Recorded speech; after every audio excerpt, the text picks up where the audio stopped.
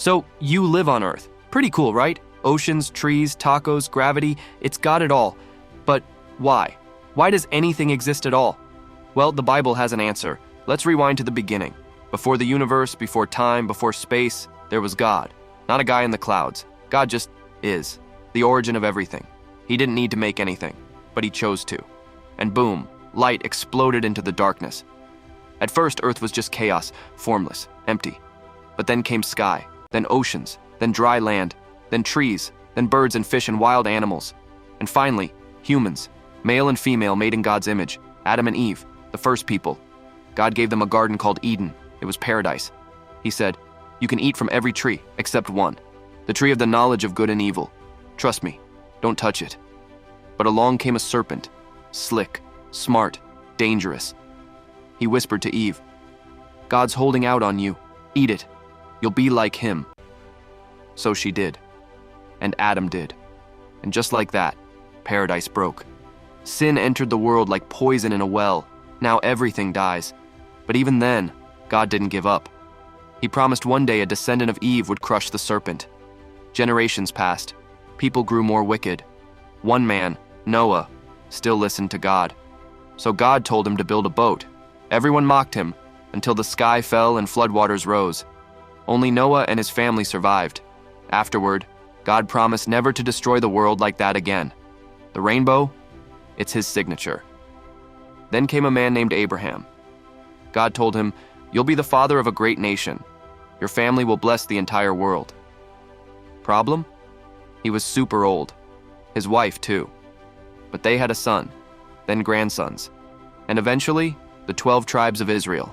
Those tribes ended up in Egypt. At first, they were welcome. Then they were slaves. God raised up Moses to set them free. Plagues rained down. The Red Sea split. Pharaoh finally let them go.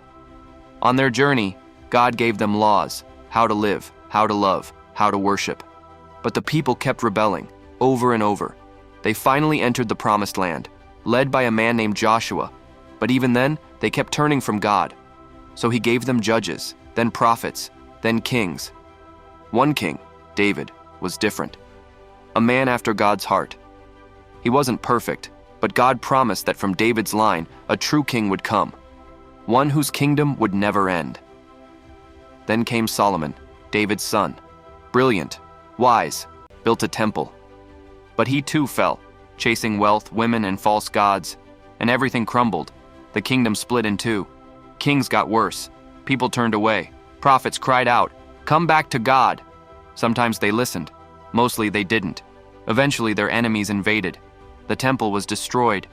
God's people were taken into exile. But even then, hope wasn't lost. The prophets spoke of a future king, a Messiah, born in Bethlehem, a suffering servant, a son of God. Centuries later, a girl named Mary heard from an angel. "You'll give birth to that promised king." She asked, "But I'm a virgin?" The angel smiled. Exactly. That baby was Jesus. Born in a stable, worshipped by shepherds and foreign kings, hunted by Herod, raised in a tiny town. But he wasn't ordinary. At 30, Jesus began preaching, "The kingdom of God is here." He healed the sick, fed the hungry, cast out demons, forgave sins. He flipped everything upside down. Power? Nope. Serve. Hate? No. Love? Revenge? Try forgiveness. Some loved him. Many hated him, especially the religious elite. They couldn't handle his authority or his popularity. So they arrested him, falsely accused him, nailed him to a cross.